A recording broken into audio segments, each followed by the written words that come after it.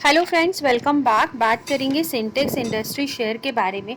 आपको easy language में समझाऊंगी कि अब नेक्स्ट क्या हो सकता है, बिकॉज बहुत से सब्सक्राइबर पूछ रहे हैं मैम अब नेक्स्ट क्या हो सकता है।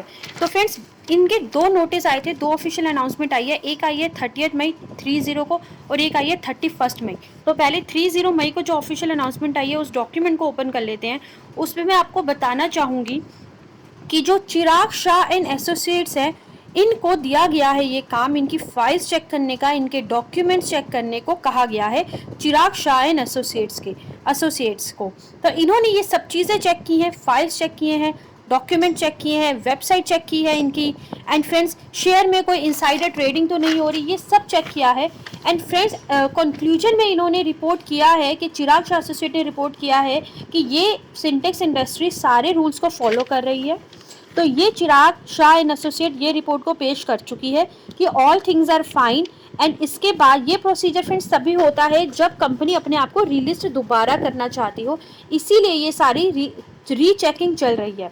तो friend, Chirag Shah and associates ने तो अपनी रिपोर्ट पेश कर दी है कि सारी चीज़ें फाइन है।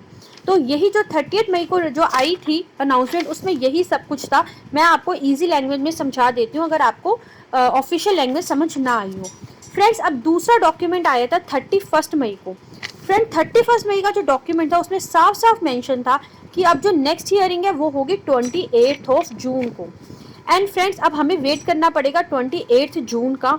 हो सकता है कि 28 जून को कंपनी रीलिस्ट होने के चांसेस हो।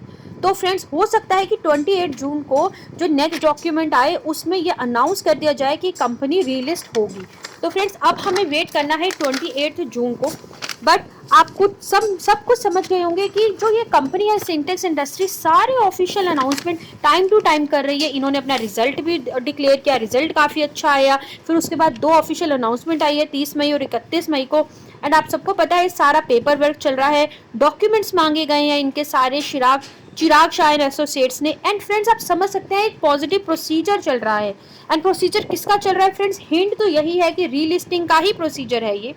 तो फ्रेंड्स, अब एनसीएलटी के थ्रू ये जो प्रोसीजर चल रहा है, अब इसकी नेक्स्ट हियरिंग है 28 जून को। 28 जून के बाद ये कंपनी रीलिस्टिंग होने को देखने को फ्रेंड हमें मिल सकती है। चांसेस बहुत ज़्यादा हाई हैं बिकॉज प्रोसीजर उसी अकॉर्डिंग चल रहा है।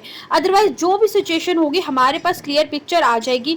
बट पॉजिटिव पॉइंट ये है कि कंपनी पूरे प्रॉपर अपडेट्स दे रही है सो दैट रिटेल इन्वेस्टर जो फंसे हैं, जिनके 467 करोड़ रुपए फंसे हैं इसमें, वो भी उनको भी सारी नॉलेज हो सके कि एनसीएलटी के थ्रू क्या प्रोसीजर चल रहा है, क्या हियरिंग चल रही है।